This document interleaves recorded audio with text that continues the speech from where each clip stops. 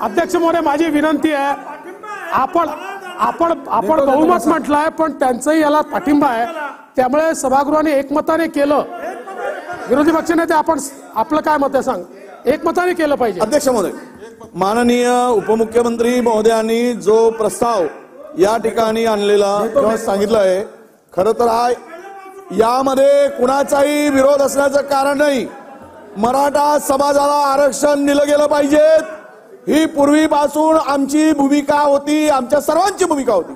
त्यामध्ये कुणाचाही काही विरोध नव्हता. त्यामुळे बहुमत म्हणू नका, याला एकमत म्हणा, आमची त्याला तयारी आहे. काय नाही अध्यक्ष महोदय, 1 मिनिट मध्ये मानू द्या ना.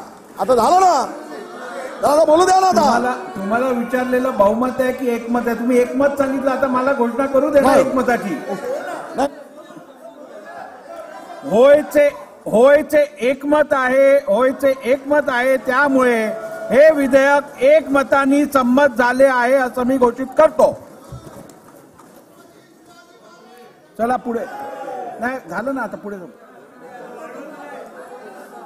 ठीक आहे. आपण बसून घ्या. भुजबळ साहेब बसून घ्या. भुजबळ साहेब तुम्हाला बोलायचं आहे ना, बसून घ्या, त्यानंतर बोला. मला बोलू दे, मग आपण बसा. बोला. बसा.